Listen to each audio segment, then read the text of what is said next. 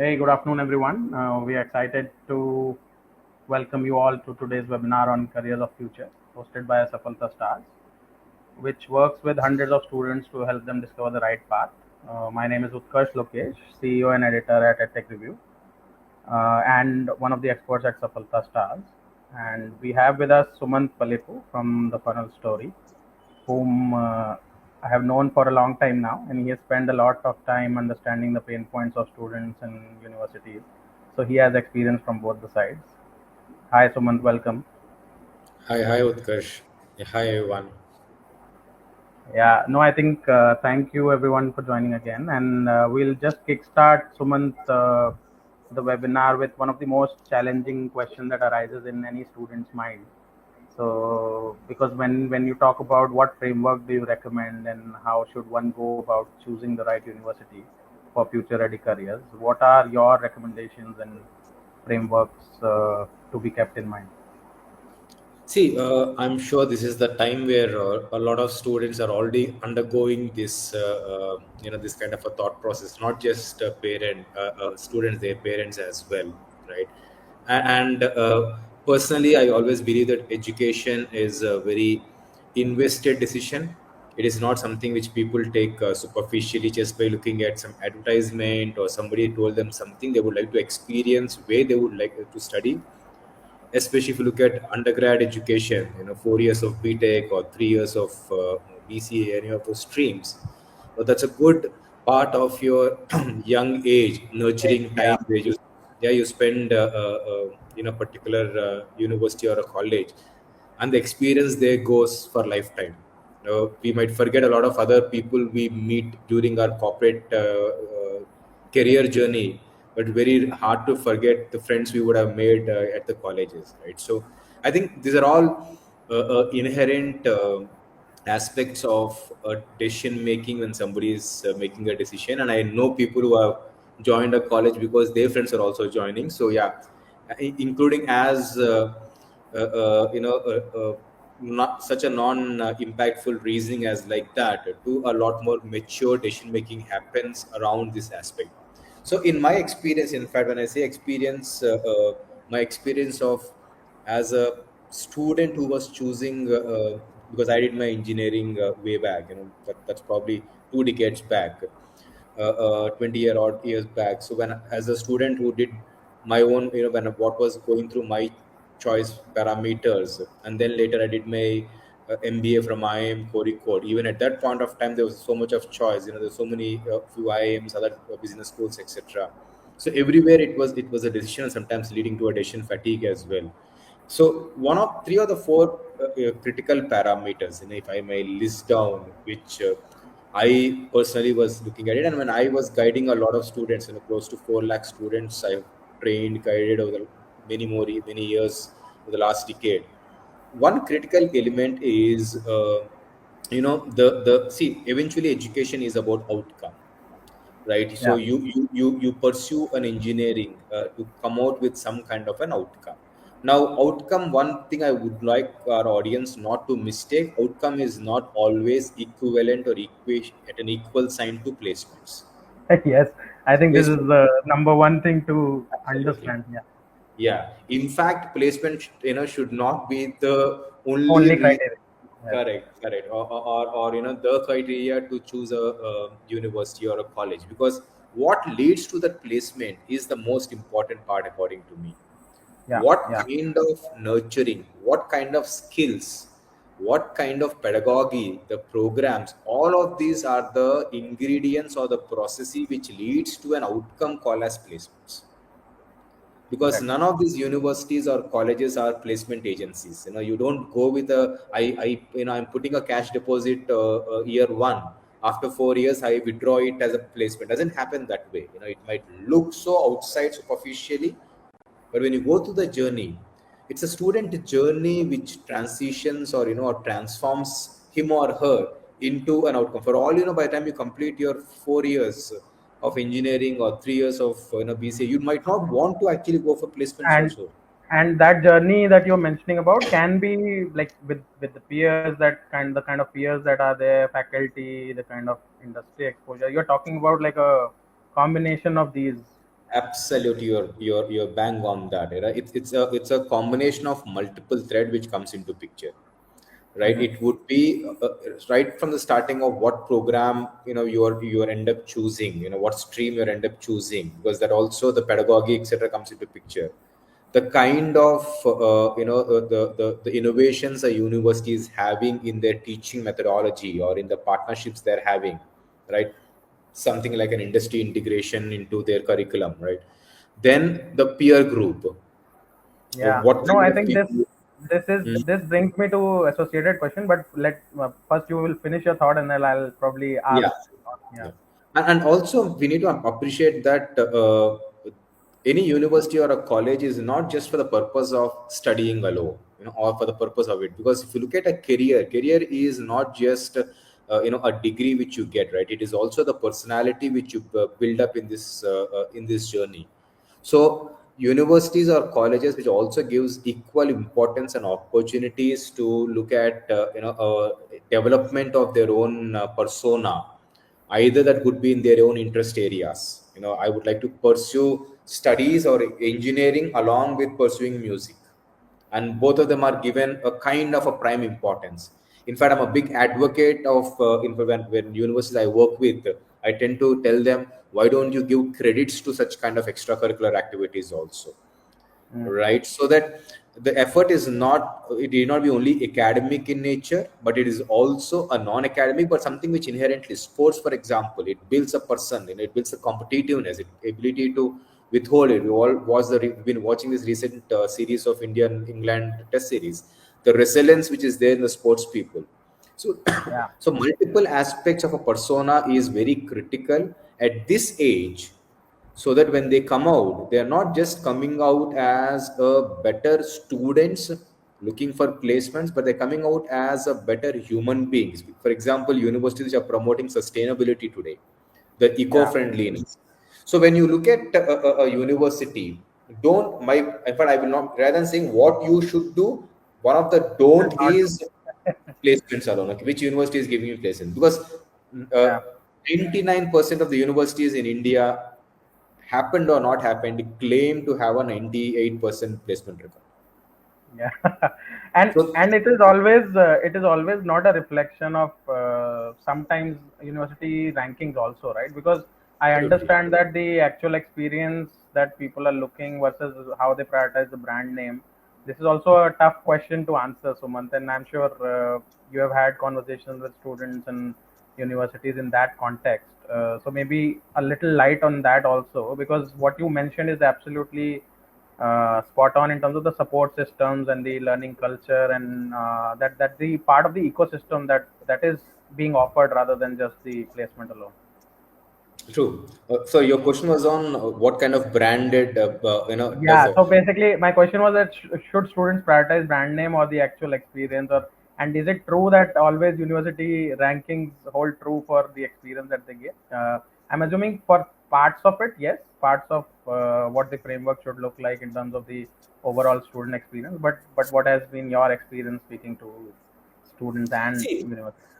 Yeah, like I told you, any university which is branding around placements only, for me, that's not a branding. That's a expectation, right? That's the kind that is what you're expecting out of a place, to provide you that opportunity. So for me, that is not the branding part. But however, you're right. See, some of their universities, thanks to their years of legacy which they have been there, and the kind of alumni which they would have churned out, and the success of those alumni, the brands would have been built. Because if you look at any university, there are 4 or 5 integral pillars which build the education system around a university. And I worked extensively inside around these universities. Of course, it is going to be the faculty, right? The kind of faculty there, because they are the ones who are teaching you or interacting with you on a day-to-day basis. So they are the ones who are mentoring you in your nurturing journey, right? What we talked about, the transformative journey. So, needless to say, faculty do play an important role. The second parameter, of course, is going to be the close association of which these universities work with industry. Because when you say outcome, you might be amazing in generating your own outcome, but if that outcome is not being taken by the industry, it doesn't make any difference. Because eventually you have to be placed into industry tomorrow after you graduate, or even if you're coming out with a product, your own entrepreneurial thought process, you need to sell it to your industry. So you being in line with the trends, with the market, with close to what kind of problem statements are being addressed and how they are evolving, because technology and a lot of things are transforming very fast today.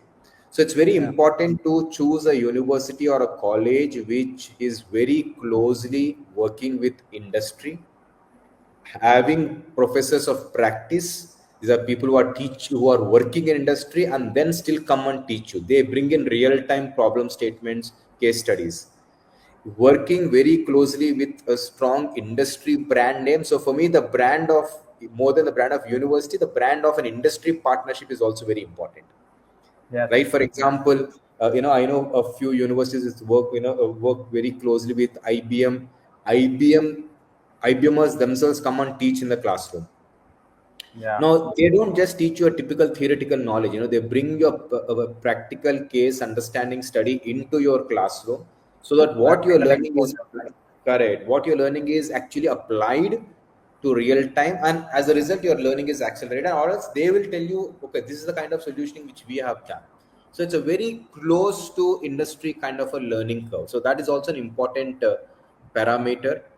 The third part, of course, like I told you, is emphasis of a university on multiple aspects of your development. It could be communication, it could be activities, it could be the clubs they are part of, the sports they are part of. So how actively do they support you to nurture yourself, sustainability, eco-friendliness, all of these aspects which are the buzzwords. They're not just the buzzword, but they have an impact around the bringing up of a particular person. The other important parameter is also the location as well, Utkarsh. Yeah. Multiple teams, I think it's slightly put aside. Of course, I have studied in one of the premier business schools in Kozhikode. It's in Calicut. Might not be a tier one and tier two as compared to a Bangalore, or or compared to a Delhi NCR. But I have traveled across the globe, and and spent significant time in each of these pockets. One of the things I've always realized is that in any point of time, let's say for example, there is a university in Delhi NCR, you are closer to what is happening in that particular trend, as Correct. compared to the next a little slightly geographically far away location. Nothing to take away. I've seen amazing students, amazing institutions come out of multiple other tier 2 or tier 3, what we call as cities in India. Yeah. But the quantum of leap effort for a tier 1 university student compared to a tier 2 or a tier 3 is slightly more. So location also is an important aspect, I would consider. If you have an opportunity to prefer a Delhi I NCR bill. I totally agree, Sumant. And because see, why does it matter is also because of the access, right? You were talking about access to better internship, industry, live projects, startup ecosystem, and of course there are so many frequent. And you have been partially in that space earlier, so you have seen the frequent tech events, hackathons, guest lectures, networking events, MNCs coming in kind of presence in form of supporting incubator, accelerator. So a lot of this definitely is happening beyond tier one now. But the career that you are choosing, the stream that you are choosing. Let's say if you're talking about tech careers, right? So like if the market, if you see the market data to support this, of course the cities like Bangalore, Hyderabad, Pune dominate in some sense, Mm, right? mm, mm, And mm. you have to be wary of the fact that those cities are dominating in these careers. But of course, for depending on the career stream that you choose and the practical exposure that your city offers versus that university offers, definitely adds a lot of value. And Absolutely. yeah, and I had one more question on the previous point on the framework that you were talking about university selection. So before I lose the thought, I thought I'll ask you, Absolutely. where do you, how do you stack affordability and ROI in the framework? Because that is also a concern and question for students and parents. Because when we speak to students day in and out at Safalta Stars also, that is definitely a question. Of course, depending on what courses they are kind of picking, what value they are getting, might be probably not the first question, but is the question. So, what? How do you stack that up? No, that's needless to say, it's an important decision parameter. Like I said, The see, when I say outcomes are important, outcomes are also an important parameter, right? Outcomes either in terms of the placement, in terms of the entrepreneurship promotion, the kind of startups that have come out of it, international education that would have enabled, right? Partnerships are important, industry partnership, cross education institutional partnerships, global partnerships, right? These are all the parameters. Like I said, the nurturing the environment out of it. So if I say these are three parameters, the fourth parameter still will always be the kind of programs they have, because we don't want to study into a course or a program which is still not in the future. There are a lot of programs is evolving. For example, AI is evolving in a tremendous manner. So what kind of pedagogy that will happen, the entire pedagogy faculty, all of them has a very important parameter. In the decision element, needless to say, the affordability and the ROI. In fact, for me, more than the affordability, the second term is a ROI, more yes, important. Okay, ROI. Now, again, I repeat, the ROI is not a cash deposit you do. Okay, I pay X amount of money, so when I pass out, would I get so much of salaried placement? No, it doesn't work that way, because placement is in an individual's hand than in a university's hand. University is only a enabler. They're only a opportunity provider, not a yes, guarantor. yeah, ecosystem provider for that, yeah, Correct, correct.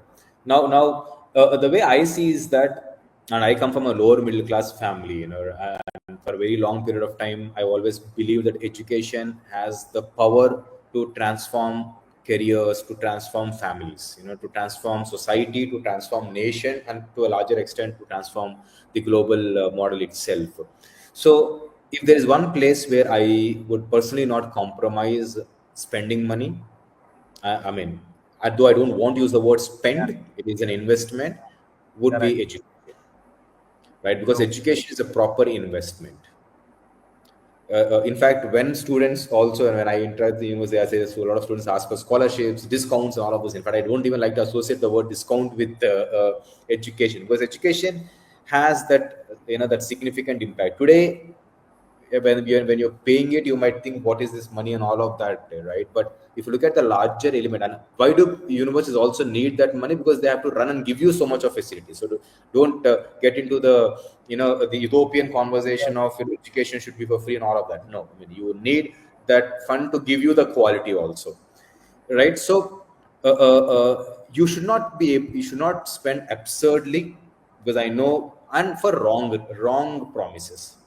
yeah, That means I know institutions or models which are evolving today, which says in 4 years you'll get this guarantee, that guarantee. Again, don't get carried away by a wrong promise and put the money there. yeah. It's where you because need to. because at the end of the day, it again depends on your Correct, correct. efforts and And kind of achieving this. Yeah, absolutely, absolutely. And look deeper. See, now, I think one of the point I also want to mention is, when you look at a university, look deeper, okay? Because you are not just joining a university, you're joining a program, right? Let's say, for example, I'm just giving you a case in point. There is a lot of trend is happening around AI. So a lot of people are moving towards AI. In yeah, fact, standalone AI itself for me today is of not of much use. A lot of people are moving towards AI's application today. AI individually was good many years back, because I joined a computer science engineering when I joined engineering. Honestly, till today I've never leveraged that or never used that, because after that I realized that it's not of my interest. But I joined because the trend was computer science. mm, Then I realized, what, I don't like this, I'm not enjoying this, and I can't do it, get into this coding and everything. Then I transferred into management, right? So one of the point here is that, look at the trend. Look at, not just don't go by the trend of, okay, AI is happening, so I only will choose a program in AI. I only want AI. If I'm not getting AI here, I'll go to AI somewhere else, right? More the important in a part here is that AI is not a standalone program. AI is there in everywhere today. You go mechanical, you need AI. You go civil, you need AI. So today, technology is an integral part of every stream. So look at correct. such kind of programs. What is your primary interest area where you want to look at? For example, I want to look at something in agriculture. Amazing.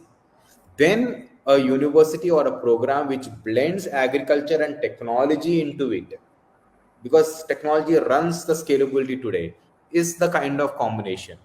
And that is what some of the partnerships will also enable you, because you as a university or an academician might still go in a very traditional structuring of your program, but when you bring in an industry partner or a global partner or an IIT partnership, any of those nature partnership, they bring in that kind of an angle to your program. That's where these partnerships Correct. are also very important. Because because tech roles are still in demand for sure, but the definition is expanding, as you said. Because if you talk about traditional tech jobs, they are still core, but students today are being hired for hybrid or applied tech roles that you mentioned. And I think Correct. across industries that is true, not just like, let's say, software development or data science, but also cybersecurity, agri, sustainability. I think absolutely spot on that. In Correct. terms of relatively, how do you apply AI, right? Or how do you apply tech? So that is the main focus from an Absolutely. industry perspective. Correct, Got it. correct. So never ever evaluate, is this the is it a good stream? There's nothing called as a good stream or a bad stream. Every stream of education or a program has its own relevance in the larger business context, True. right? The only conversation is this the right thing for me as a primary stream, and then how is it adapting or how is it evolving as per the changing technological advancement which are happening. That's the kind of a little more wiser decision, because these are all decisions which you cannot retract, Utkarsh. This is a decision you take it for 4, some people for 40 years, right? So you might want to choose as per the part of it. True, true. Let's dive deeper, Sumant, on the program nuances to evaluate, right? And we of course partially mentioned university selection framework, but if you go deeper on, let's say someone comes across a certain course or program, how do you continue to evaluate that, and what aspects do you want to focus on, right? Because there are so many angles to look at it, from an industry integrated program, or let's say skill outcome that you were talking about, and probably strong academic and industry collaborations, internships, a lot of things, right? So how do you see? Of course, one simple answer is to look at all of this, but like, how do you prioritize? How do you look at value adds across these uh, factors, right? Maybe a deeper angle on what these programs should be from you would be really handy. No, absolutely. I know I was emphasizing on the industry bit. So if I were to give you a priority order, right? Number one for me will have programs which have a very close, delivery model associated with industry.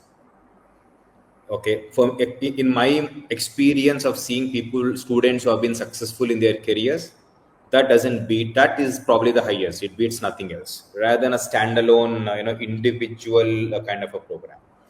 And the Got it. reason again is because it's the closest to the outcome we are aspiring to.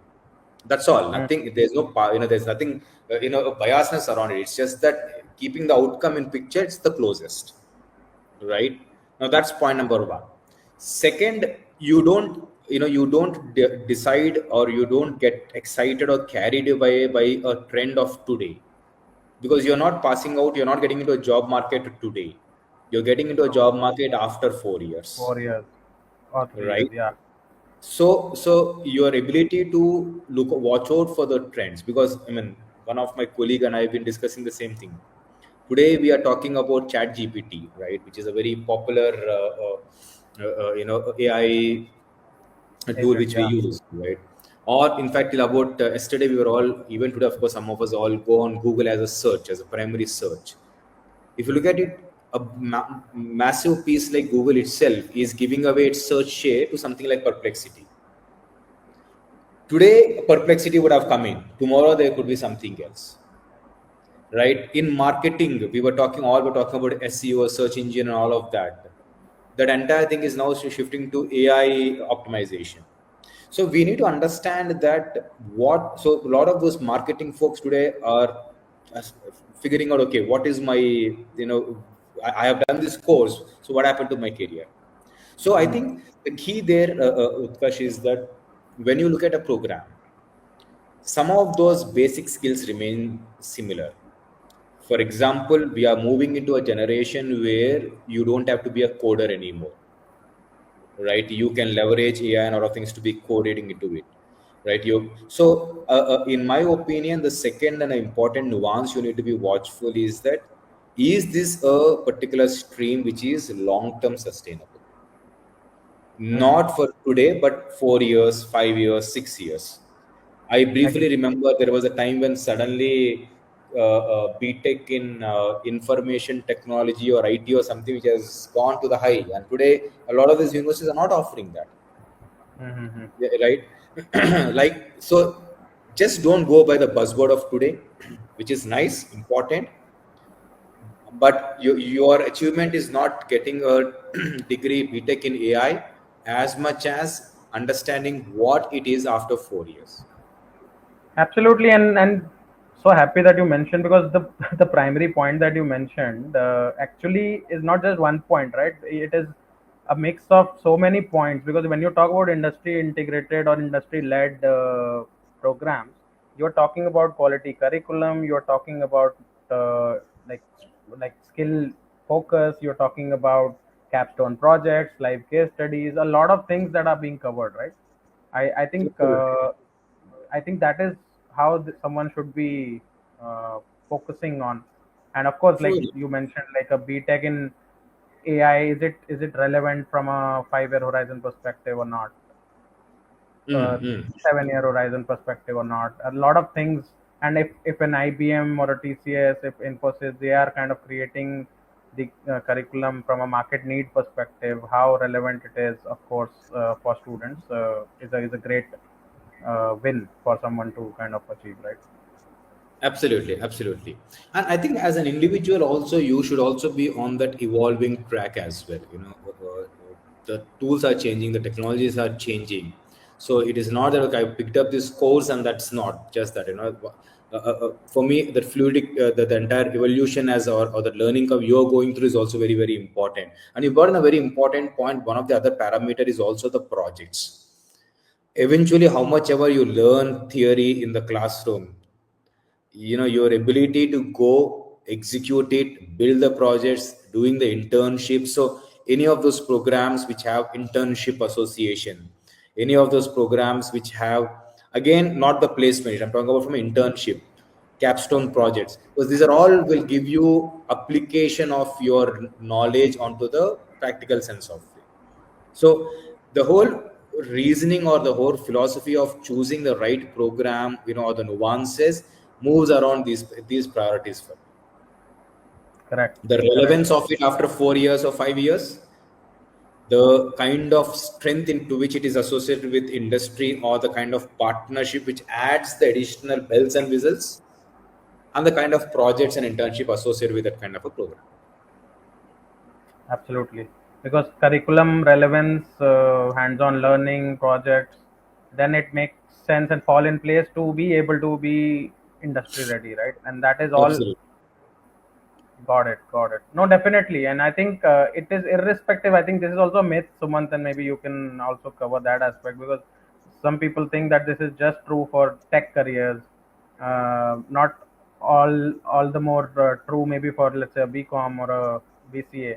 But how even there the industry integrated programs or skilling programs make sense. Maybe that is also a little unknown, which is a trend that we are seeing, at least from an industry perspective, which is growing, True.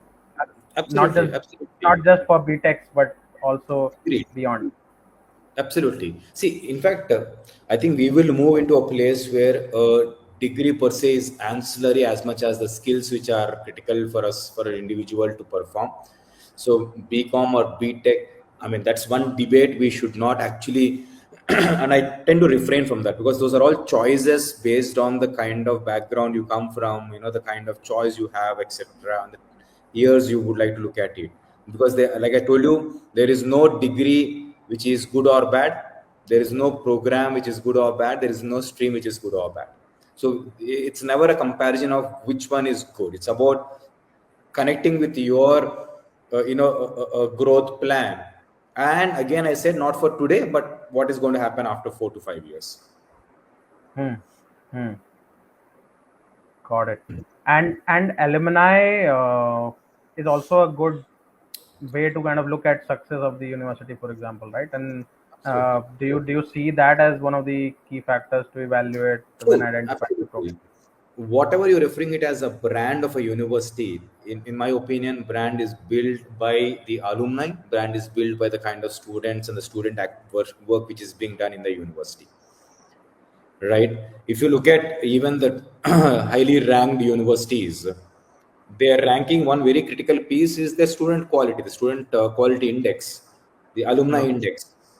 So, right, so to alumni, the current quality of the student, the faculty, the pedagogy, all of this infrastructure, of course, is very, very important, because eventually, in a physical learning environment, you want an infrastructure which is resonating to current Gen Z kind of learning spaces. In fact, that's one area. Sorry, one area I've been very highly invested also.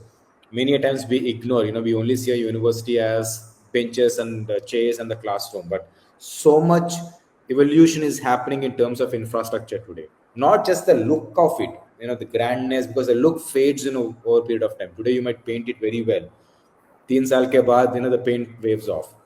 But the way the entire infrastructure is designed, how collaborative are the classrooms, right? Yeah. How open spacing is which is happening, Yeah. and I've seen some of the spaces being done very well. So these are also certain very critical parameters which subconsciously keep playing an important role when you're deciding, because it's a place where you're going to study. It's like you come to home, you always have a what room, what should go, what furniture should go, and you would like to design it such a way that it makes you a lot more comfy at home as well, right? So Yeah. these, hence the entire learning space design is also very critical, becoming a very important decision making today. Got it. And you mentioned or covered one of the trends that is going in global education, right? And because the industry is somewhere shifting from degree centric to skill centric, right? And that is why these universities and institutions have to catch up in terms of prioritizing skills, not just these degrees. So it is definitely one of the things we are seeing not just in India but globally. And of course, the flexibility to, let's say, the flexible approach to these programs, also in terms of how the student approaches the overall skill based or outcome based education. True. See, in fact, this was actually one of the conversation I remember 2 3 weeks back I was having with a very senior person in in education, was at UGC. And if you look at it, again, when you say skill, people tend to associate skill with technology only, or of late with AI only, right? And by the way, all of us are using a lot of, needless to say, in fact, in my opinion, the kind of acceleration and leverage AI is providing to a lot of business streams is phenomenal. And that's the Yeah, reason why repeatedly I'm mentioning that AI is not just a technology or a technological course. AI is a part of every business. In marketing, we leverage AI. In correct. academics, we leverage AI. So there's an educational AI, there's a marketing AI, there's a financial AI, right? Technological AI. So there are multiple. There is an agricultural AI. There is a healthcare AI. So it's there everywhere. So of course, probably that is one of the skills you always need to have, independent whether you are taking the stream or not. That is that you need to understand, how do I leverage that into my space so that you're generating scale and you're able to do it efficiently. That's where the statement comes in, right? What even I think Sundar Pichai of Google has also made, that AI is not replacing jobs, it's only replacing jobs of people who are leveraging AI. So the Yeah, jobs of the future are people who can leverage AI, not that it comes and takes it away. But I think the critical piece there is skill is not just equal to AI or technology. In fact, in such a democratized AI and technological world, in my opinion, skills are going to be a lot more deeper, which are going to be around human aspects related. yeah. And Right. even from our age perspective, Sumant, and I think probably me and you are similar age. I think the transition or the depth that we have seen also in the last decade or so in terms of industry academia collaboration, because of all this tech disruption, all these disruptions happening in the industry is immense, right? How deep it has gone over the years, because earlier it was quite shallow in my opinion, right? And now True, that true. the delivery to curriculum to instructors, everything is happening in partnership with industry, and this is a great achievement, I would say, over the years. Absolutely. Now, in fact, in this clutter, now over the next many years, and this is exactly what the statement made by the senior person in education also, is not just going to be this AI skills or technological skills or any of those skills. It's going to be the human skills. When I say human skills, it could be your ability to reason, the reasoning skills, or your cognitive skills, your interpersonal people skills, because today's generation is probably communicating with the tech more than the human interface. So your ability to manage teams, your ability to understand working in teams, working in working, getting works done in project. One of my colleague other day was telling he wanted to get some work done from another team member. The models of conversation is predominantly been chat or a text tool, right? While I was exactly what I was saying, and work was taking time. I told them, why don't you just pick up a call and talk to them? There's nothing better than a human to human communication. So I think, in the essence of so much of tech taking over, in my personal opinion, over the next 4 to 5 years, the relevant and the integral human skills will start becoming bigger. Your Yeah, ability, your societal skills, your ability to communicate.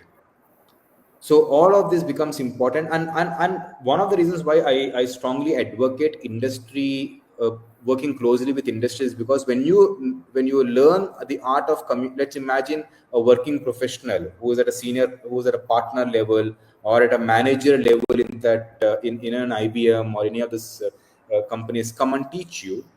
You are communicating with an industry professional, and they insist and they ensure that you are communicating with them. They're not just come and teaching you.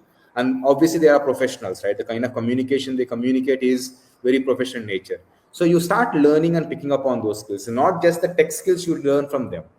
You actually yeah, learn, okay, how do I present this? They work very closely with you in your capstone projects, in a presentations. Oh, then you get to know, so, oh, this is how you put it out, this is how you present. Because creating a PPT today, you can go to a cloud and get it out. But your ability to communicate that as a thought process, as an idea, as a presenting it as a philosophy. So I think going forward, these are the skills which are going to give a student's edge over just knowing the tech skills or the AI skills. got it. And Definitely, universities definitely. and institutions who are investing into that are probably ones I would like to, be one of my parameter of choice also. Makes sense. And because you have done some work on the corporate partnerships and kind of assessments on what they look at, so what do you think are some of the employability trends, or maybe I would call it, let's say, what are the employers looking for, right? Because this is from a, let's say, from a university program perspective, what it has, and are you in sync, or do you agree that all these are in sync with the industry employer expectations, and how is it, how are the some of the trends that you are seeing in this Indian market? See, I think, I'll probably give you an example, and because I'm trying to give examples so that students or whoever is, are looking at it also understand what is happening in industry. Genpact, which is a massive tech organization already, and I'm sure a lot of you are aware of it. Okay, it's based in Hyderabad, also their primary office. So, in fact, last evening I was with their leadership, their learning and development head, and along with some of the. Now Genpact is already a tech leader, so you might call it as an industry, one of the top industry leaders. Yeah, So, and they have huge number of employees. correct. In fact, these 3 days, another specialist who is specialist in AI, not in India, from global, and not with Genpact, some other organization, is actually investing him or the himself for the next 3 days in next 3 weeks. In fact, starting with 3 day pilot, in training the leadership of Genpact on the future skills. Now, there are two important things there, and of course, needless to say, one of them is the AI, the Gen AI. In fact, the training is happening around how do I leverage agentic AI in their entire business decision making, etc. And for those of you who are probably not used to the word agentic AI is probably the latest AI trend which is happening, where agents does the work for you. A Yeah. lot of repeatable, executable work is done through agents. Okay, so now the two important takeaways, and this is a very very important piece everybody should follow, is one, a large organization like genpad, which is probably an inspiration to a lot of education institutions and an aspiration to join, themselves today are Yeah. still looking to skill themselves above. Of You course. understood? That means their senior leadership. I'm talking about people who would have had at least 25 years of experience under their belt and done seen massive industry. Today are being trained on the latest technology. In fact, the same session apparently happened 3 months back on some other technology. In 3 months, technology has changed. In 3 months, they are being retrained on agentic AI. Yeah. Okay, so I think one of the two very important trends which are coming out is that this evolution of technology changing every day, taking over a lot of or making a lot of things irrelevant. In this space, it's important to, as an individual, to continue to be trained, to continue lifelong learning. What is a very repeatably used words, very Yeah, very and not just look at these programs or careers as 4 year thing that you have to do, but absolutely. lifelong. Yeah. Get it. Absolutely, and I promise you, the 4 years of learning which you are probably going to learn might become irrelevant after 3 or 4 years after you pass out. Also, and that is not just true. You choose any university, you might end up becoming that. All you do is choose a good university, which probably is a little more futuristic. That's all. But the important part is that you need to build that skill of continuously evolving and learning and relearning and moving forward. Only then you will stay relevant. That's one very important psychological skill which is being developed or across the industry today. It's not the technological skills of future or the trends which are happening. So what industry is looking at people when they are hiring is that very important quality. Okay, today I'm taking you for this skill, but does he or she has the willingness, have shown the example of continuously learning and doing something which is abreast with what is happening in today's world or tomorrow's world. Get it. Get Yeah. it. And So and do you see the industry viewing, let's say, B.Tech graduates in, let's say, uh, or I would say not geography specific, but let's say B.Tech graduates versus how they view BCom graduates, how they view BCA graduates, and do you think that the skill gap that we talk about is being plugged by all these three in some sense, and uh, is there a different lens to it from an industry perspective? see, from an industry perspective, I think, like I told, they are moving into a notion of degree agnostic to skill focused. Yeah. Okay, and for example, uh, whether it is a B.Tech student or a BCom student, in fact, BCom is a little more. Let's say BCA student, okay, because BCom is more onto the commerce side and probably a little more moves onto the business side, and the financial accounting and all of those side of things. If you were to do a B.Tech versus BCA, and I can tell you, degree in my mind, there's nothing right or wrong or a good or a bad at degree level. Now, if I am an industrial, I am in from industry. I have an organization which works with growth of other organizations which work with on marketing and a lot of other things also. So if I am going for recruitment, independent of the degree, my thought will always will be on listed on three parameters. That's exactly where industry is looking at it. For example, one, when I'm communicating with somebody, let's say I'm looking at a marketing profile, and very hypothetically I'm explaining how it happens so that people can relate to it easy through the example. Somebody comes and tells me, hey, I am a good marketer, not even going into a marketing. Let's say I'm looking at a content writer. We have all of these copywriters, content writers, which is probably the starting part of it. I'm very good at English. I write good content. I write marketable content. Or I'm a designer. I create wonderful designs and I'm very creative. I said, brilliant. But I'll probably evaluate them. There is somebody else who comes and tells me, sir, I create good designs and here is my work of design. However, I have also created scale and I have able to create models of these designs, templates, etc., leveraging AI. My preference would be to the other person. The Right. reason being, thanks to AI, what three people can do can be done by one person today. That's all. It is not replacing the people. It's Yeah. just that I'm able to, or rather, for me to wait till to have three people to create a scale today. Through one person, I'm able to create that scale. So the value per individual is increasing by leveraging the agentic AIs and all the tools which are happening. So somebody Yeah. who can give me that advantage, I would prefer, whether it is a BCom or a B.Tech, independent, True. right? And that is not a difficult element to learn. A lot of universities, good universities, are teaching that, and people themselves are learning it also. The second, right, today he is using one particular technology which will going to become irrelevant exactly after 3 weeks. If after 3 weeks he or she comes and shows me, so this is a better technology to do this kind of a work, amazing. That means they are constantly adapting changing, evolving, learning, and bringing purpose to the business. Second, look out for me. And three, somebody should be able to communicate this with conviction and showcase it in practice. That means if I'm going for a B.Tech or a BCA student, they show me this is the kind of work I have done.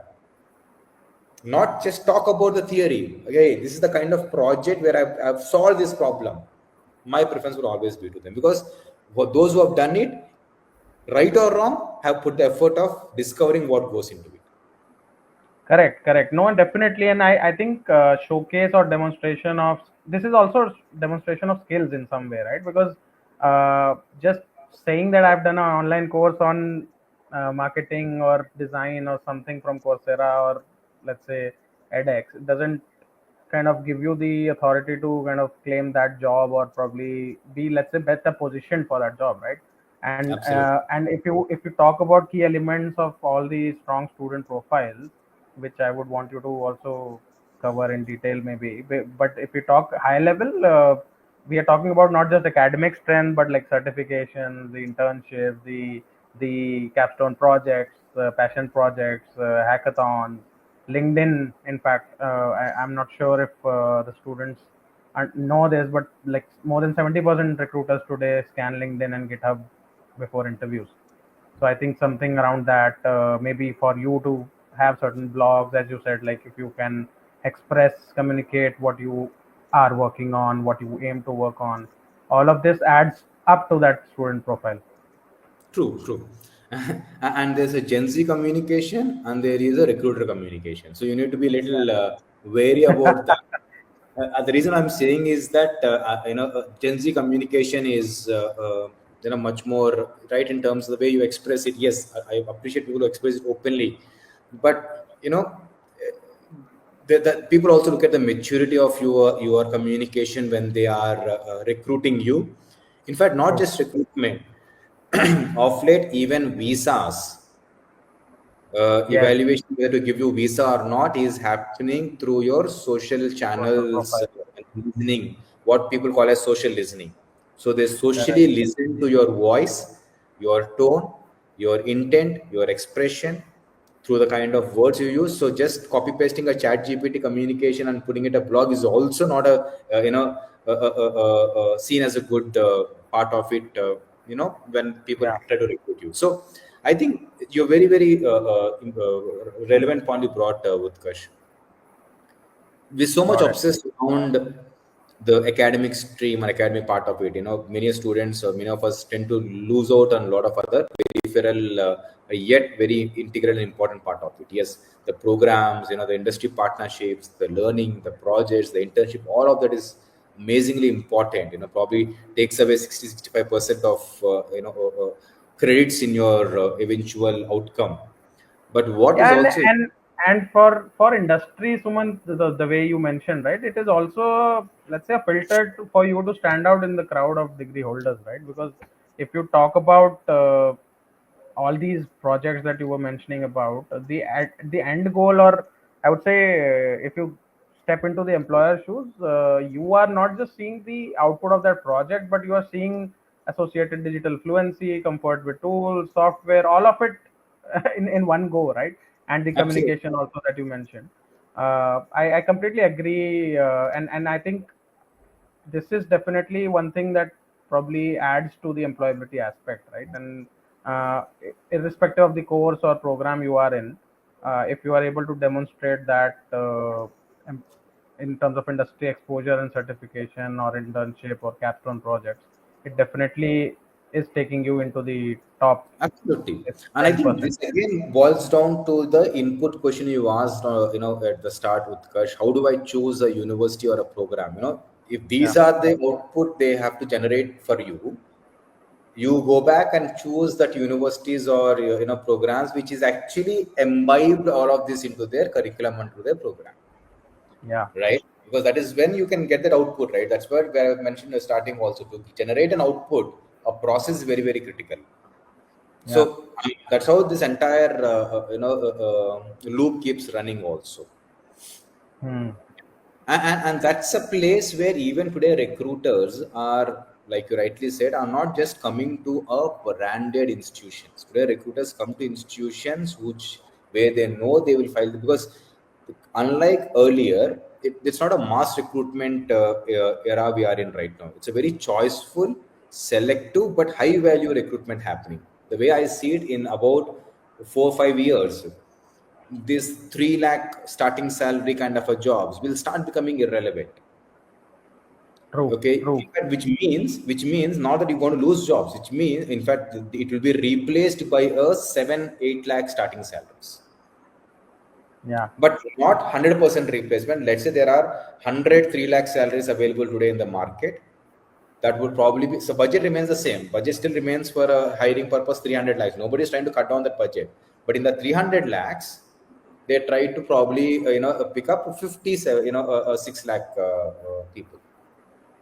correct. So and all and the and at the end of the day, if the skill is dominant, right, for employers, you have to see, if you do a degree from an average institution, so-called average institution, uh, and if that doesn't serve for these purposes that we were talking about, then at the end of the day you will anyways have to do some level of upskilling even to join a first job. So that correct, is again a cost, right? And which is why you have to, while evaluating, understand that whether you want to do an integrated or a industry-led B.Tech, or whether you want to kind of do just B.Tech and then upskill yourself separately, which again is a uphill task, because then there is that the ecosystem differs, right? In correct, certain correct. cases. Yeah, Yeah. And even the universities also which are searching for that 56 lakhs are the ones which are going to thrive tomorrow. Because mm, if you're only caught up in creating talent or pursuing those 100 3 lakh jobs, you will suddenly move into the backward trend. So these are the dynamics which are happening right now at industry level also. Now, again, I repeat, industry are looking to recruit. In fact, if not anything, they're actually recruit more right now in terms of the value. The only difference is that earlier it was quantity, today it is value. Value recruitment is where the move, the entire model is going. That's why they're willing to pay more for that value. So as a prospective student, as a prospective employee, you need to show that more as also in your value proposition. got it, got it. Any closing remarks? I think I'm seeing the time as well. So we are towards the end. I don't know if we have questions from the audience, but meanwhile, maybe we can pick up uh, some of your closing remarks in terms of the program nuances, university selection, anything that you want to re-highlight in terms of what students today, looking at admissions, looking at university selection, looking at program picking, what they should be going after. No, sure. First of all, I would really like to thank Safalta Stars for organizing such an important, timely, session. The reason being, of course, it's also an opportunity for me to, share my thoughts, especially because I work very closely with so many students and these universities. Any of those students who could probably, take a benefit of, again, wisdom is the key element here. You want to take certain wise decision at this point of time. And I myself, being a beneficiary of a good choices of education system, and having worked with them, really wanted to put out the thoughts of what should go also. So I think firstly, the kudos to Sapalta Stars, and you really truly are creating a good career guide model around you, which is which is really heartening to see, because students need a very authentic and a very honest career guidance rather than which is biased. Now, certain very important things we've discussed already. Just to summarize it, like I said, one, when you are choosing a university, there is no right or a good or a bad university. When you're choosing a university, choose a university which provides you that kind of a nurturing environment, or the kind of programs and the kind of freedom to help you to evolve and build to reach the outcomes. So your decision is should not be based on how many placements, because again, the university might have 2000 placements. What if your name is not there in the 2000? Doesn't make a difference, right? In a 5000 student base, 2000 placements, or even if it is 98% placements, and if you happen to be in those 2%, you know that's not you do it, right? So the important part is that a university which will ensure you, or which provides you an opportunity to be, even if there are 10% placements, you're still going to be in the 10%, right? So always select the university, the programs which are facilitating that kind of a skill building for you. Okay, and that's where it will help you to move closer to your dream, to your aspirations also. And one of such programs, or such kind of impact creating models I've seen recent times, are programs which have strong industry integration with certain global integration, because they bring in global trends, either global university partnerships, or cross education institutional partnership, like with an IIT Roorkee or with some other IIT. So that, because there's so much of knowledge sharing, because they see they have certain values. So some of this kind of institutions which have such kind of partnership will at least give you a platform where you're not just learning unidimensional, but you're learning multidimensional. And three, and very important part is also to start looking at skills which are not for today, but which are for next 4 5 years future. That's how your program selection, etc., will happen.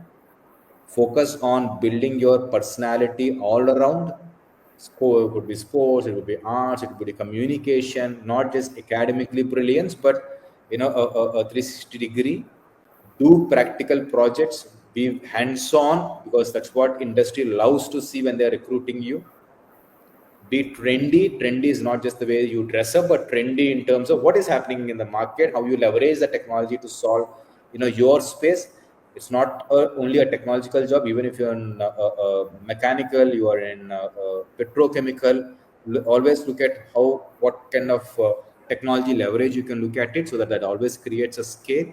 And invest a lot into your human skills, your societal skills, your communication skills, your presentation skills, right? Your emotional intelligence, the emotional quotient around it. So invest into those skills, because those are going to be the differentiator skills going forward. Not tech skills, not AI skills, but human skills are going to be the differentiator. I think those are the few points I would really like to share with the audience as a summary of the question. Awesome, awesome, Suvarna. Thank you so much for your insights across the priorities for students, and I'm sure the people who attended and could kind of pick all these insights and kind of will implement in their decision making. But even those who could not attend, we'll try to summarize key pointers from there here and send it across so that they have a deep dive on the selection criteria and the focus areas for their careers of future. So Yeah. thank you so much. Thank you to Thanks, Akash, for Prasad and organizing yeah, this. Yeah, thanks a thank lot. you. Bye. Yeah, all the very best for all the students who are looking for admissions into good universities, and to kickstart your prosperous career. Wish you all the very best.